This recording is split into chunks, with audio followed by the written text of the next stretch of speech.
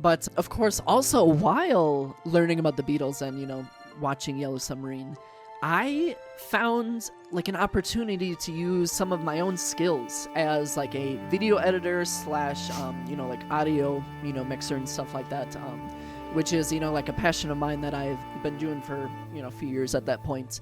I actually helped with the audio kind of design of some of the music in the play.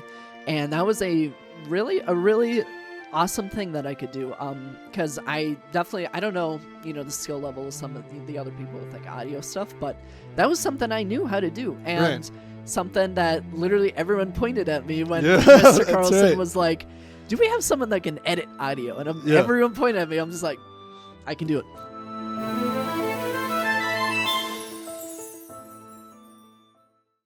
Ready? Let's do it. Hello, everyone, and welcome to the premiere episode of what we like to call the Actor Studio Podcast. My name is Josiah Vitalis, and I will be your host today on this wonderful journey down memory lane. And our guest today, who will be my co-host in the future, I don't know anyone else better to kick this off with and do this project with. So our goal is to dive down memory lane in the OHS Drama Club days. And we might dive into some other areas of life too along the way, but we were deeply impacted by that experience going through all the plays together. And it really changed us on the inside and helped us project our way through life. And I'm just really excited to kick this off. So our first guest on this incredible podcast, he is a creative guy, one of my best friends. We've known each other since middle school. Then we went through all of the drama club plays together. And then after that, we were roommates in college for 4 years. And so we've gotten to know each other very well. We've found countless ways to use our creative minds together to put together skits, video, parody songs for our friends, all sorts of funny, random things. We like to work together, and here's just another opportunity for us to work together on a awesome project. So please welcome, you probably remember him as Lefou, Mr. Caleb Riemenschneider. Hello, everyone. Caleb here. Caleb. Very good to be here. I'm very excited for this little awesome podcast. This is a nice little project, I think. Yeah, we've talked about this. Yes. We talked about this a couple years back, and the timing wasn't great. We were busy with college, and we're going to do it a little different. We had like a documentary type of idea in mind at the time. And then I thought that, we both kind of thought maybe podcasts would just be an easier thing. Yeah. And in the future, we're hoping to get some more actual guests and have a third person with us while we co-host. Yes. So next month, we'll be doing this monthly for now. Maybe in the summertime, we could do it more often. But next week, our roles will be flipped, and he'll be hosting next month, and I'll be in the hot seat next month. Oh, yeah. And so we're excited. Be prepared. Yeah. Oh, man. So, Caleb, just where have you been the last 4 years? I know where you've been, but just give us an update. Well, so, for the past, 4.5 years, a little more, me and you, we went through college together. That all went pretty well. And now we're all out of college. Right now, still looking for some jobs, but I do a lot of graphic design and video editing on the side. I have a lot of projects in the works right now. I do a lot of multimedia, type of creative work. But I'm hoping this year that I find a career in my, career. In your field. Find a job in my field. Yeah. Yes. Very cool. Very cool. Yeah, being roommates, it was so fun. Yes. Yeah, and we were always good friends through school and everything, through the plays and everything. Yes. But I mean, being roommates, you just get to know each other on a deeper level. Yeah. And we would always have late night conversations, lot to talk about, a lot of drama about things. Yeah. This is something we've been planning for quite a long time, at least a year, 2 years. I think now that we are in, this part of our lives, I think this might be the best time. And I really really like the set we got here. Yeah, what do you think, guys? Yeah, what do you guys think? This is the Nice actual little set. Rose from the Beauty and the Beast set. It is indeed. And this one's not the actual, but this one is. This one I just got on Amazon. But this is the actual backdrop during the play. Yes. When we did that over like 7-8 years ago now. Mhm. Isn't that crazy? Yes. Fall of 2017. Mm-hmm. Yeah. Super excited for this monthly podcast. I know. And hope you guys look forward to more. Yeah. So our plan is to, like I mentioned, our first 2 episodes will be the 2 of us. Our roles will be swapped next month. And then after that, we're going to kind of reach out to some people. Maybe you will reach out to us, and we're going to hope to get some guests on. In-person ideal will make it worth your while. If you got to take a trip out, I can pay for your gas, I promise.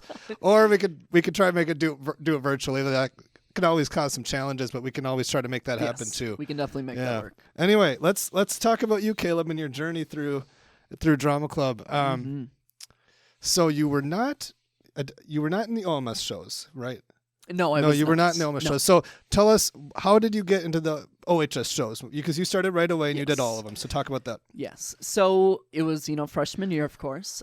Didn't have the most confidence as a kid kind of growing up, but I knew I really wanted to join the drama club. And the main reason why was a lot of the media that I grew up watching. There's a specific one called Narama Daikon Brothers. It's a little anime that I like to watch when I was a kid. It is both a musical and like a comedy.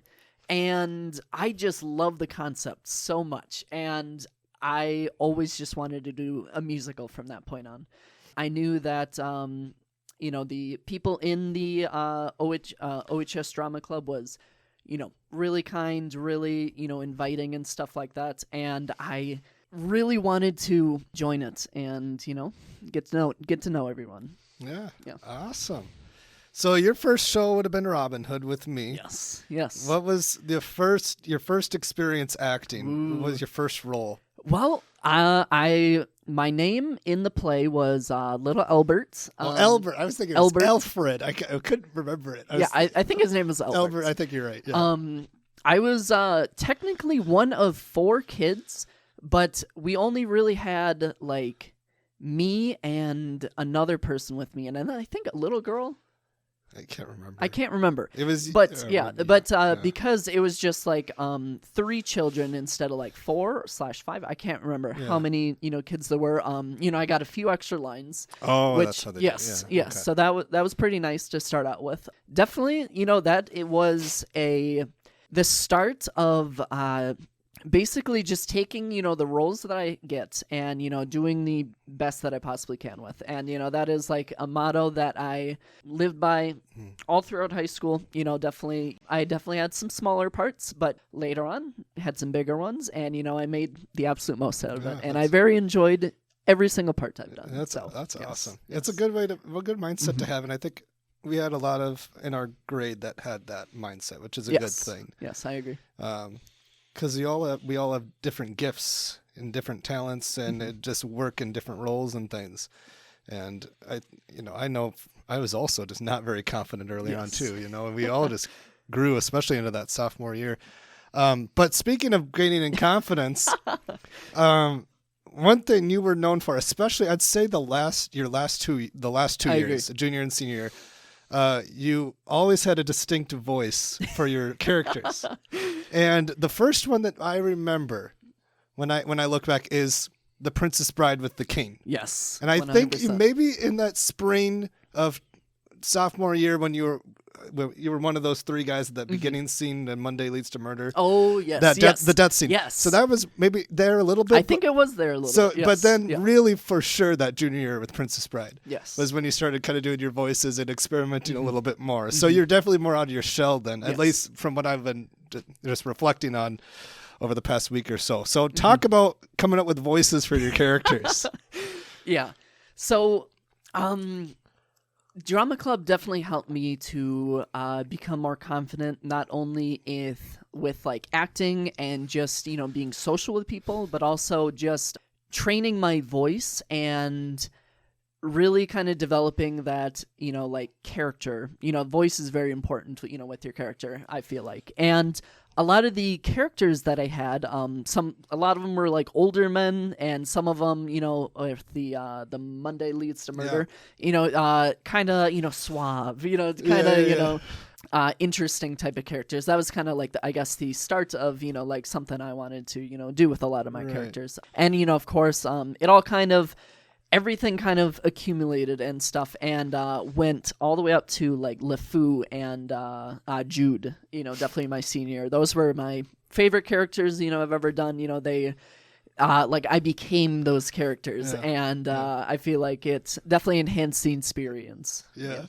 So I do have to bring it up. Yes. Talk about the king, Princess Bride, because that was, like we mentioned, first time that you really tried to come up with the voices, and there was a particular line. I think you know what I'm talking about. Well, but before I get to that line, when I was that king, I was like an old man, but I didn't know quite the type of old man that I wanted to be. And my first attempt was okay, but it was definitely, I got a comment from Mr. Carlson when I first attempted that line, and he's like, "You sound like a pervy old man."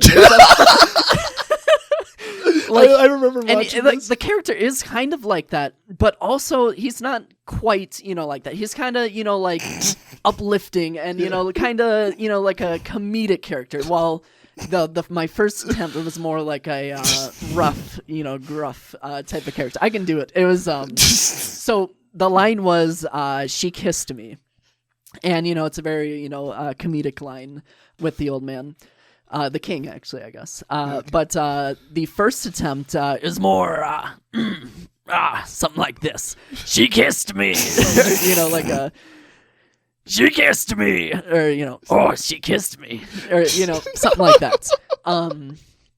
And definitely that it is a okay interpretation, but I feel like the one that I landed on, definitely that was the one. Can you hear it? Yes, right. And it was "She kissed me."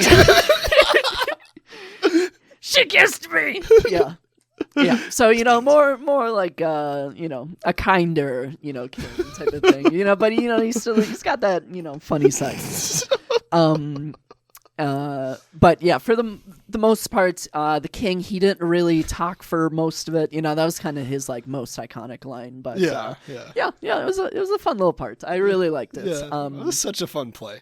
Princess Bride. It's one of my. It was so action packed. Yes. And there's so much running around, action scenes, so much fun.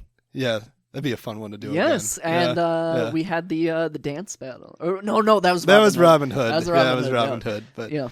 But yeah. Oh, that was cool. Mm-hmm. Definitely a lot of fun plays. So Lefou then. Oh, yes. A year later. Yes. From then, so that was a role you just ran away with. Yes. I mean, it was like you were just perfect with mannerism, and the voice.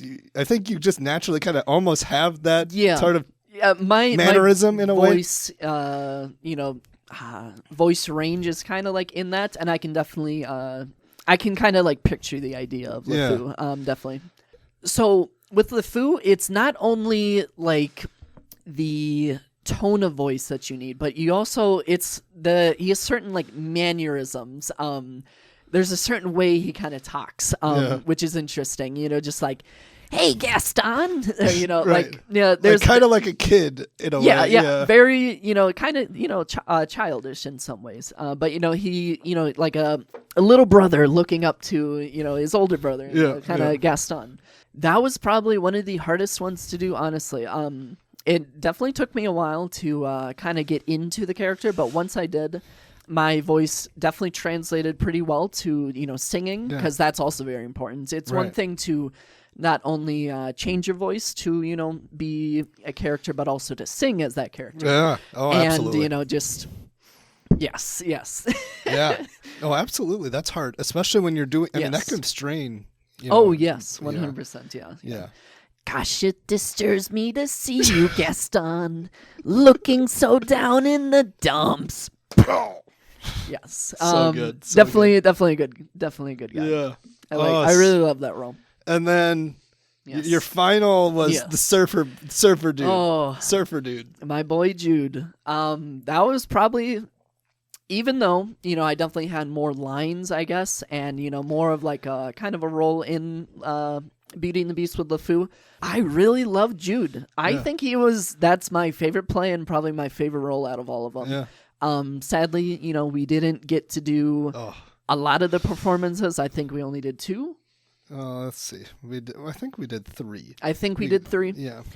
But while it lasted, that was definitely my favorite play. Yeah. And probably the one that meant the most to me. Yeah. I really loved the endings. The whole story and stuff, just very funny. I really liked it. And the curtain call. And the curtain call. Oh my goodness. That was we'll save that maybe, but oh my goodness. Yes.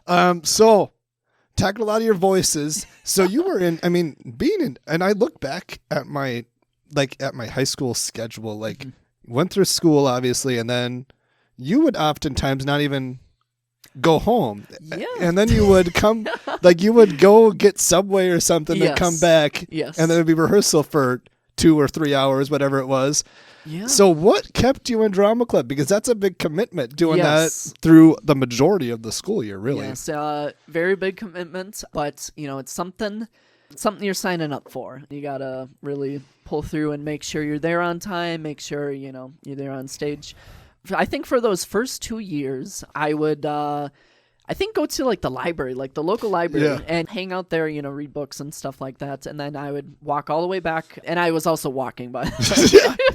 I think we went together a few times. Yes. And then I believe the last 2 years I joined the gamer club. That's right. And so I kind of, for a lot of those days, I pretty much skipped on dinner for a lot of those days. So it was very fun to basically just stay at the school, depending on if I had money or something like that. Yeah. I might, we might go hang out or something. But yeah, for the most part, I skipped dinner. But honestly, it was still worth it. And of course, when you get done with drama club, sometimes you still have homework to do. So always got to make sure homework done, all my studying done. So late nights. Oh, I think back and it's how did we do it? Honestly, I'm kind of back almost because now that I'm teaching band, I'm doing pep bands all the time. I'm almost back in that schedule. I'm running out of energy. How did I have the energy? And was always so I don't know. Yeah. It's crazy. Yeah. There's so many memories. What are some funny stories? You got any funny stories that come to mind? There's so many moments from rehearsals to dressing room to performance things. What are some funny stories that come to mind from drama club? Funny stories. See, whenever I'm asked this question, it's always a little hard to kind of remember everything because there's so much stuff that happens. Yeah. But one of the ones that always comes to my mind is when Ryan, he lost his voice. And I think it was Sherlock Holmes. Yeah, Sherlock Holmes. He was Watson, where he lost his voice. And did he do a performance? He because he was the understudy for Watson. Yes, he was. And so it wasn't necessarily the end of the world that he couldn't do it, but he wanted to have that one performance. He never did it. Yes. But he did commercials. Yes, that's right. Still. Yes. Yeah. But what I remember, super well about that, Ryan doing that was he lost his voice, and there was a specific kind of part in the story where there's a fire, and he had to, during rehearsal, he had to scream fire, and I just felt so bad for Ryan. Just voice cracking, but he pulled through. He, got through. Fire! We got to have him on here eventually. He'll tell his side of that. We definitely need to have Ryan on here. Yeah. Mm-hmm. I remember you had the beard for the king. Oh my goodness! Yes. Talk about, you know what I'm saying. Thank you. So with the beard, I don't know. I always played a lot of old men for some reason. I played the king twice, or there's 2 different kings. Yeah, you played 2 kings. 2 kings. Yeah. I am royalty. But specifically with the one from Once Upon a Mattress, he had a beard, and did we use a glue? Yeah, there's what do you think call there that? was There's some kind of a glue. some sort of glue that I had to have. And I remember for a dress rehearsal type of thing that we did, we were running out of glue, and we just kind of didn't have enough time to be able to take it off and, put it on again. Something that. I think we were doing a Yes. afternoon. Yes. I think it was an afternoon and an evening. Yes. We were doing it twice or something. Yes. Yeah. And in between, those, we would eat. And so Mr. Carlson, he, got us some sandwiches. They were very nice. But I had to figure out how to eat this sandwich with just this giant beard. And it was kind of bad. It's kind of annoying. I don't know if it's that hard with an actual beard or if it's just, I feel bad for people with beards. I don't know. I'd be annoyed. I think about that too. Yeah. Because I had to eat that banana when I was Tarzan. Yes. I had to eat that on stage, and it was so gross. Yes. Yeah. Oh, another funny story is that reminds me of that is Andrew with his marriage. Oh gosh. Yes, it was I believe on the joke night. Oh my gosh. That was. Or he gave you a little surprise. He did give you a surprise. Yes. You want me to save that for next time, or you want me to save it for next time? Okay, because Stay tuned for that. Yeah, because when Andrew Bob Pettit said marriage when he wasn't supposed to during the climax of The Princess Bride, that's all I'll give you for. Oh my gosh. I've almost ruined. I mean, I could have easily dropped character at the worst point of the play. Yes. Oh my gosh. Mm-hmm. So many fun memories. Yeah. I mean, oh man. I think of some of the seniors that were there when we were freshmen. Mm-hmm. And such fun energy they had, and I agree. Definitely some good role models to look up to. Yeah. Definitely something we definitely lived up to them, I believe, and maybe even kind of. I don't know if we said they were a good group. They were a good group, but I believe we kind of. Our grade had the numbers. Oh yeah, we had numbers. The quality and the numbers in some ways. Like definitely there was it was an interesting kind of dynamic. But they were so wanting it to like the legacy to keep going. Like they were so that was important to them. You could tell. And they taught us what it was all about like right away. Mm-hmm. It was awesome. Yeah. Yeah, I really looked up to him, especially that freshman year. Just like one day, I'll have that confidence and definitely stuff like that. Did you ever expect to get a larger role? Like when you first started? When I first started freshman year, no. Yeah. And I was the exact same way. I never expected. I was just like, I want to be part of this. Yes. And that's enough for me. Like I never expected. Yeah. But then, I mean, a year later, many of us all of a sudden got a little boost. Got a little boost. I mean, when you lose that group of seniors, we got to. It's crazy. I mean, I never expected it. And I never expected to be able to do it well. And I think many of us did. Mm-hmm. And it helped me in my career, I think. Helped me point me where I want to go and everything. 100%. Like I knew I wanted to work with students. Mm-hmm. I knew I wanted to keep music in my life. Yes. Right? Yeah, definitely acting has helped me with not only like confidence, but just like social skills in general. Yeah. I'm able to very much communicate with, like if in a work environment and, like not only it's really useful. It's a very good skill that I learned through all this. So here's a question for you. Yes. What part of putting on a production of the production process from auditions to the end, what part of that did you look forward to the most? Obviously, maybe the performances, but what part? Maybe besides that, maybe part before doing the performances. Like what part did you like the most? Yeah, definitely. Always, we want to always, look forward to, the final product and everything like that. And I think, each final product was very nice. Yeah. But leading up to those, performances, I really liked the set building. I always try to make sure to go to do the set buildings. Yeah. I believe it. We do it like once or twice. I can't remember how many days it takes to fully build the set, But it's always a very tough process. Yeah. But seeing that thing just build up, it's really cool. Yeah, it it's all really cool. sets the scene. Really, Especially Yes. I remember seeing the Robin Hood one right away. Yes. And it was like, oh, it was You that know. was the most difficult. it might have been. Yes. I mean, that I think might been the tallest. Yes. Tallest, yeah.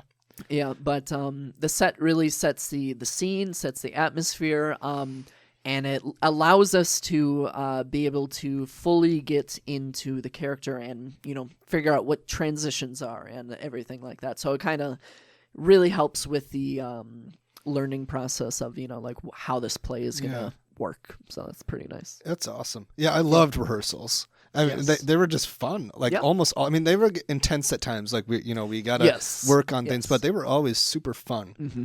And people wanted to be there for the most part and Yeah. wanted to do well. And I always loved when we would add in little jokes and things, like alter Oh, lines yes. slightly and have like some inside jokes, Ooh. whether it be a "Where's your shovel" joke or whatever it may be. Oh, rabbit, by the way. You got me. Yeah. Speaking of that, actually, I have another funny little story. Let's hear it. So, during the production of The Beatles Slept Here, I really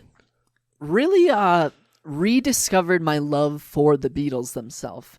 The Beatles has always been a band that I've loved as a kid, loved as, teenager and stuff like that. But during that production, I really learned more of the history behind, like a lot of the songs and, like the dynamics that, happened, between them and stuff like that. I watched the Yellow Submarine movie. Hey, I show that some of those scenes I show to my students sometimes. I absolutely love the Yeah. Yellow Submarine animated movie. It is just absolutely beautiful. But part of that, I learned, certain like lyrics and stuff like that. And playing my character Jude, he says a lot of I know funny where this is going lines. now. I didn't know where you were headed first. Yes, Now I know. yes. He says like a lot of funny lines, and one of these rehearsal sessions, I decided to change up, one of the lines, and I think it was just some like somewhat generic line like, "Oh, this person's crazy" or something like that, and I decided to change it to "He's cuckoo kachoo." It was like. It was more of a surfer voice, so it was just, it's like, "Oh, you're cuckoo kachoo."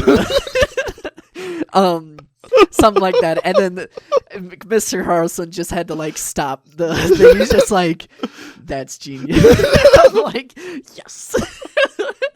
I do remember that. Yes, Yeah. I really love We all that. bursted out laughing. Like, Yes, right away. yes, It was yes. hilarious. Of course, that's a classic lyric from What song is it from?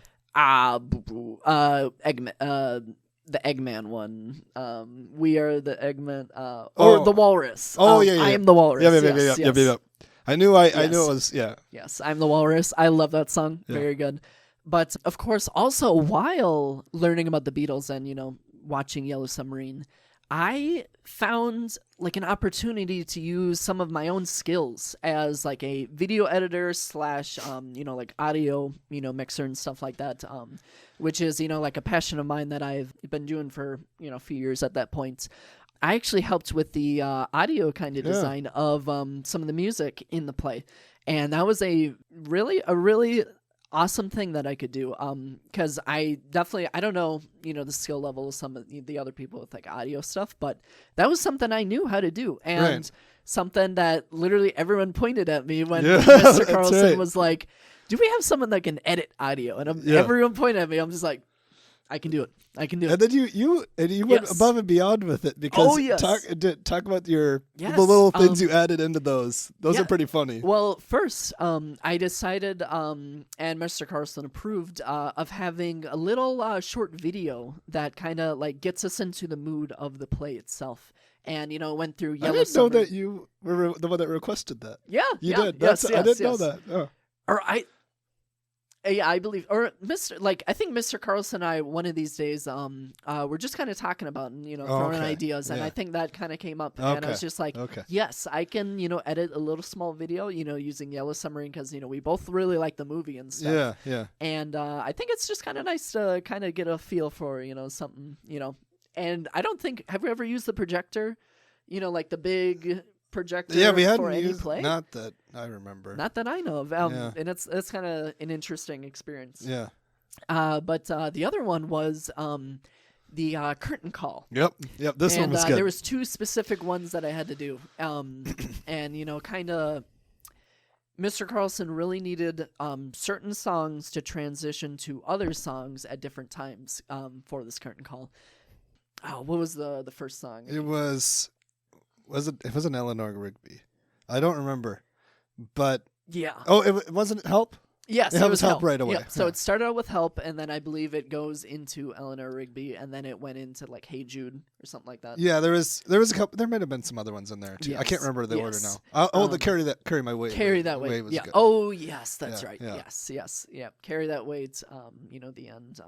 All that stuff. Yeah.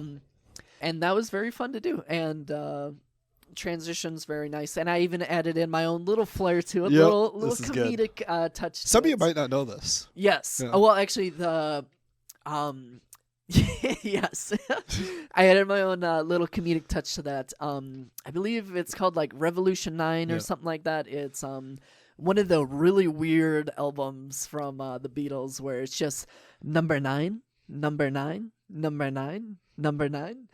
And I decided to, throw in some of those with the songs, and there's some hidden ones during the curtain call. Like if I remember right, it plays right away. Yes. And then so you hear it.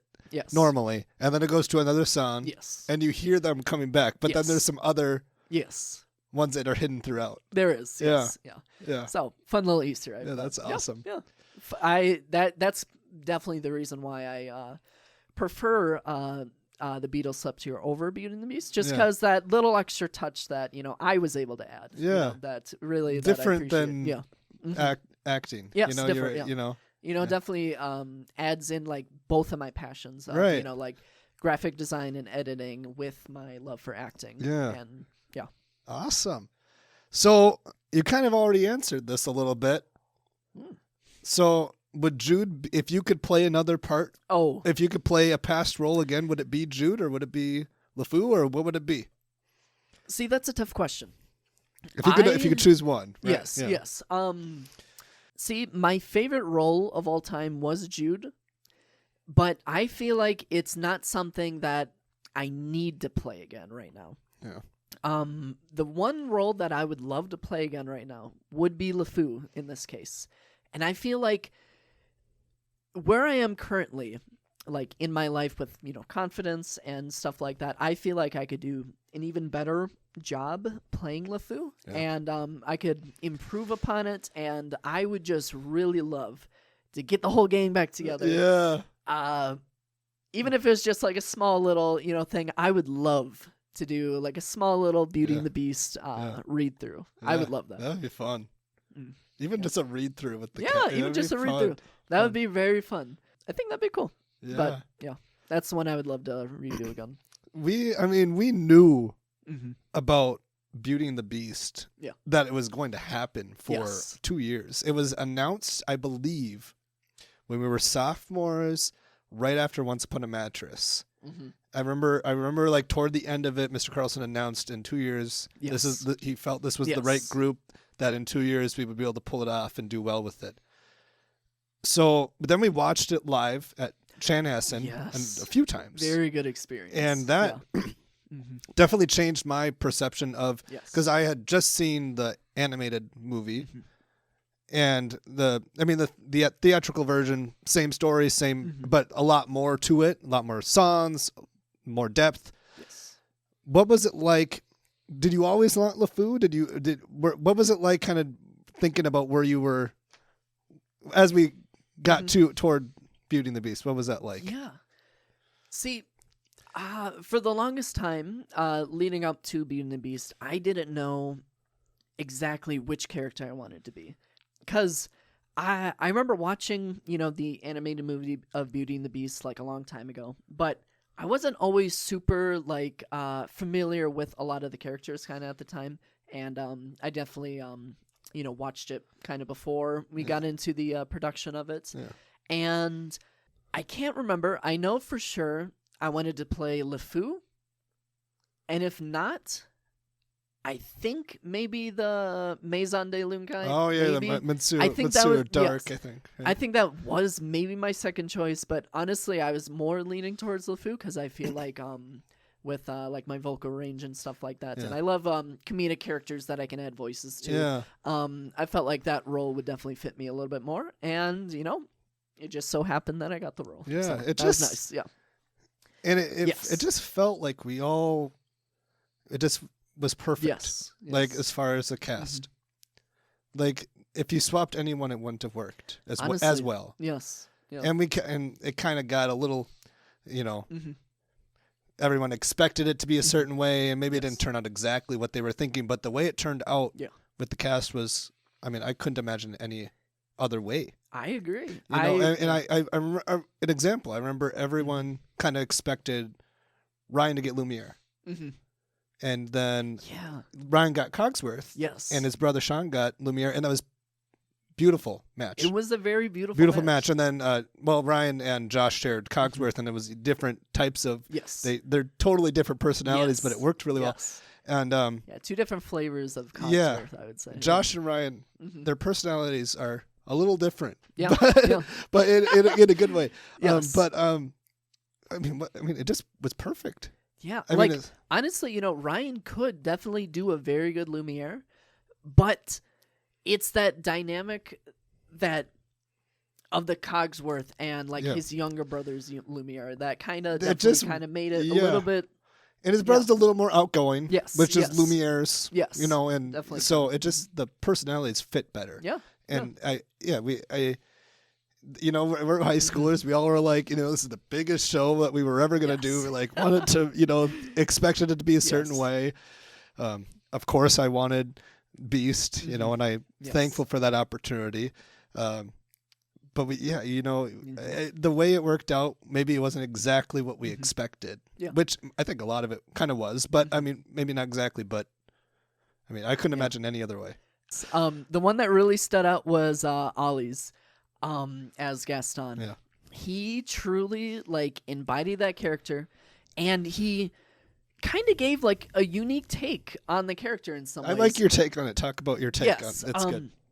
I feel that Gaston as a character shouldn't be able to sing as well as Belle and the Beast and stuff like that. It's maybe a hot take, but I feel like Gaston almost is better when he's just screaming and kind of stumbling around a little bit. He's kind of what's the beauty of Beauty and the Beast is the connection between Belle and the Beast, and they really bonded over their love of singing and their connection that they formed through it. But with Gaston, if he's not quite the best singer, there is a whole there's always a bunch of different things, between Gaston and, Belle that wouldn't work out, of course. But, that's another thing that kind of really, shows the audience, these people aren't really made for each other, Yeah. There's a lot of, little things. And I feel like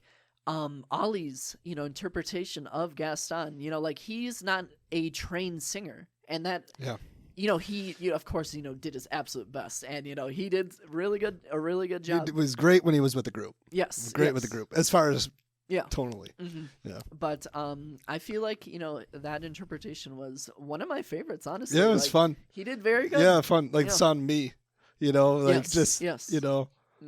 not exactly in tune the whole time. He'd be the first to admit it, probably. Yeah, but he had fun with it, and it was just different and.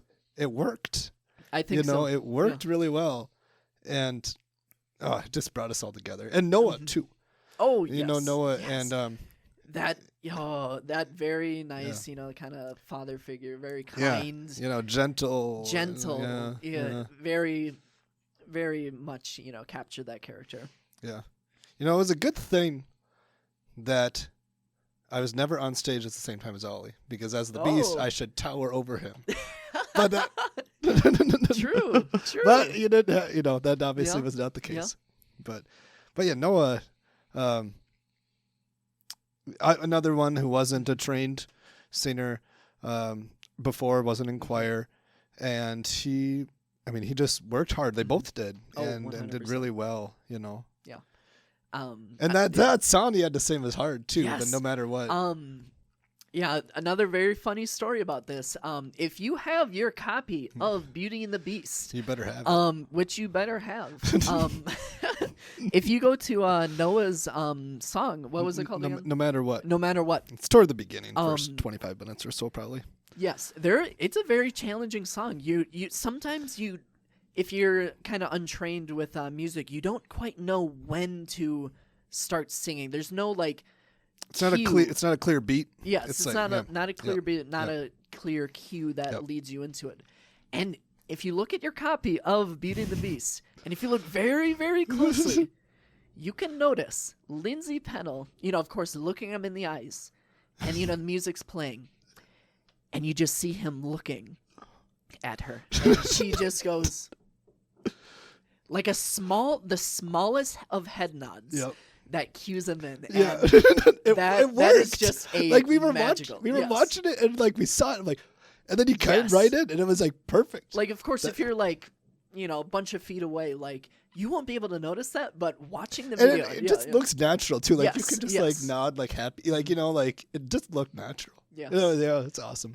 I think that was a funny little thing we found. Yeah. Well, we've rewatched it so many times. I know, so many. Oh man. So, what was the biggest challenge that you had to overcome as a performer? There's so many. Okay. I think early on, I was, we had to really just become so much more outgoing, so much more Yes. courageous. Yes. Talk about what was the biggest challenge for you? The biggest challenge was definitely the singing with Lefou.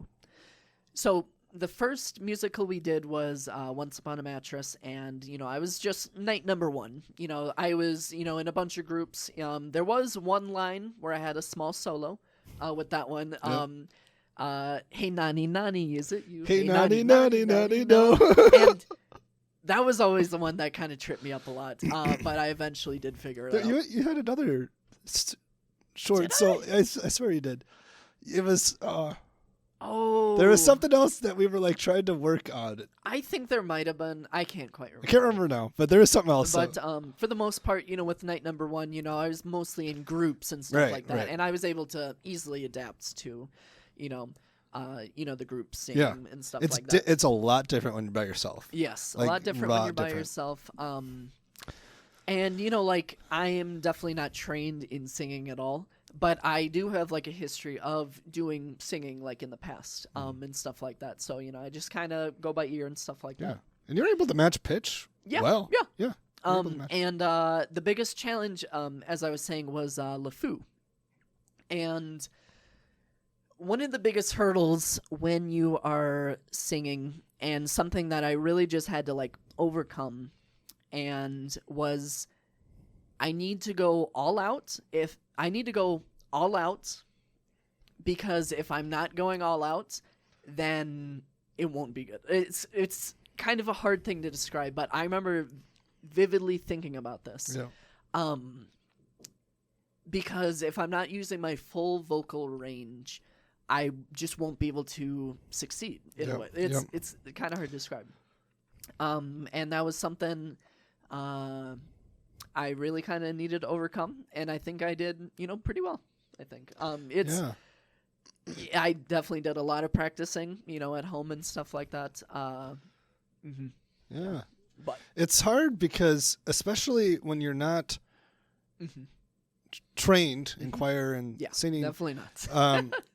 just technique is Yes. just different. Yes. Especially when you're playing a character with a higher nasally voice, kind of like Yes. Lefou. Yes. You're got a lot of pressure here. I remember you Yes. having a little bit of throat pain, a little bit yes. at the time. Like, just be careful, Yes. Make sure you're breathing from down here. Yes, like yes. reminders. And but you did so well with it. Thank I you.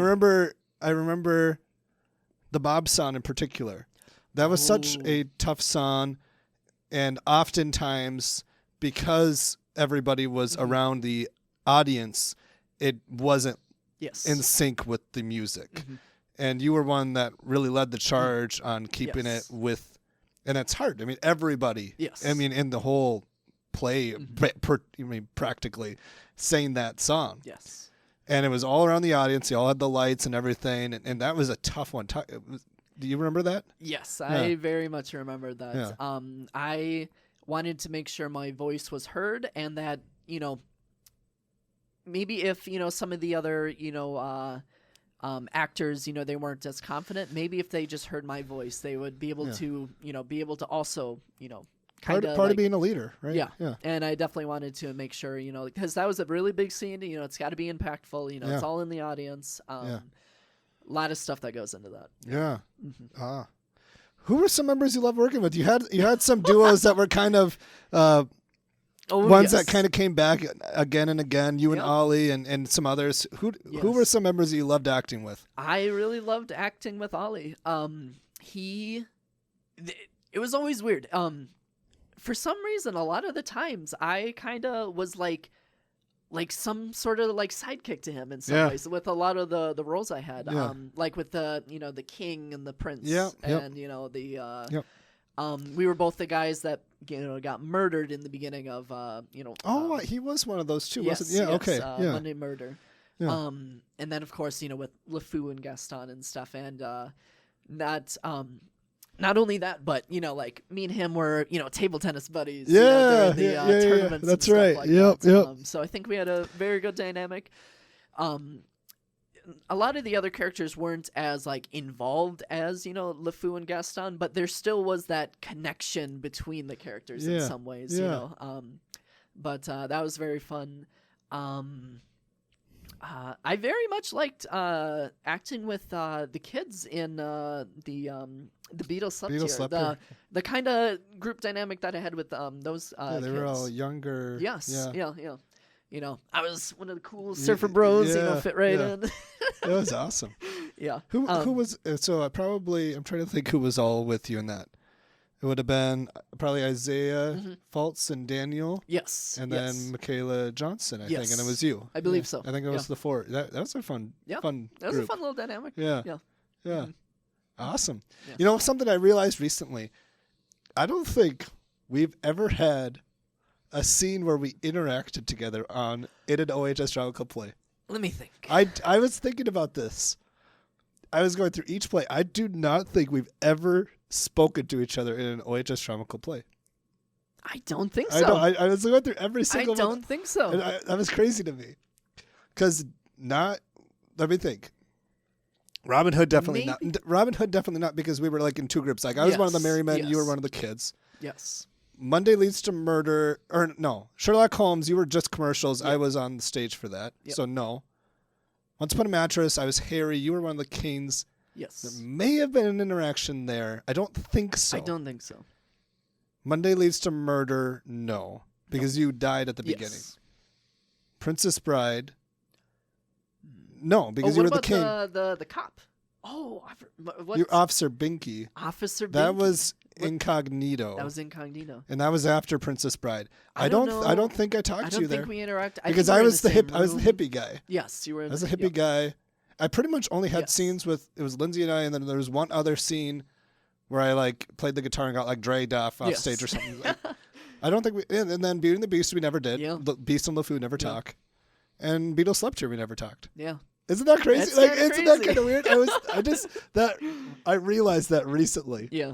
I'm like, wow. But we became great friends still. I mean, our group was so close. Yes. So I guess to end things off, just a final question for you. Mm-hmm. And this is a deep one. How did Drama Club change you? How did it change me? Yeah. Well, of course, throughout this whole interview podcast, we discussed about, gaining confidence and, becoming more social and, being able to communicate and enunciate and, act in front of, a larger audience. And, that was very important to me and, something that helps me, throughout even just my normal life. But I think the thing that really changed me was the friends that I made. Definitely each member, of the drama club. I very much appreciated to, I looked up to, and, we made jokes, and, sometimes, these might not always be, people I always hang out with, like outside of class and stuff like that. But because we all have this, connection of this drama club, I was able to really connect with a lot of different people and, meet so many cool people, and just being able to have, a very good, tight friend group. Very much like that. And I mean, our friend group is still Yes. close today. Oh, There, 100%. there's Yes. the 8 of us Yes. that were close during school. We still get Mhm. together each summer, Yes. and we We got our little projects. we got our little projects we do. Yep. We Mhm. often do skits and things that Yes. are. I mean, those all stem from those memories. I think. Yeah. And it's awesome. Mhm. It's awesome. Yeah. Well, I hope that you don't mind that we dive into one of your past roles a little bit before we go. Is that okay Oh. with you? Of course. All What right. do we got So here? each episode of the Actor Studio podcast is going to end with a little segment called The Cues We Miss. Mhm. Now, of course, when we were in Drama Club, you didn't want to miss your cue, right? That's right. That's right. But here's I try not to. But here's a few cues that we miss responding to, you could say. Today, we're going to be reading a past part of Caleb's. He's going to be revisiting, of course, Lefou. I'm going to be reading the role of Gaston today, and we're going to see if we can do this. Hopefully, we're going to get our real Gaston here in the future. That would be awesome. That would be awesome. I can't wait. All right, so this is from toward the beginning of Beauty and the Beast. During the song Belle, this is Lefou's entrance scene into the production. And action. I got it. Wow. You didn't miss a shot, Gaston. You're the greatest hunter in the world. I know. No beast alive stands a chance against you. And no girl for that matter. It's true, Lefou. And I've got my sights set on that one. The inventor's daughter? She's the one, the lucky girl I'm going to marry. But she's... The most beautiful girl in town. I know, but... And that makes her the best. And don't I deserve the best? Well, of course you do.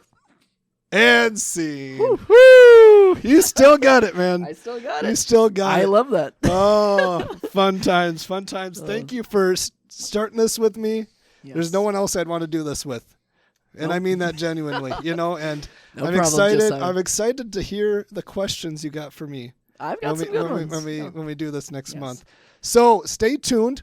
Mhm. We're gonna keep this thing rolling. So next month, our roles will be switched. Yes. Caleb will be our host next month. It'll be a little more my perspective. Yes. And then after that, we're gonna be reaching out and hopefully get some guests on, and we'll be co-hosting together. So thank you very much for joining us in the Actor Studio podcast as we dive down memory lane and continue to enrich the lives of those we touch. Thank you.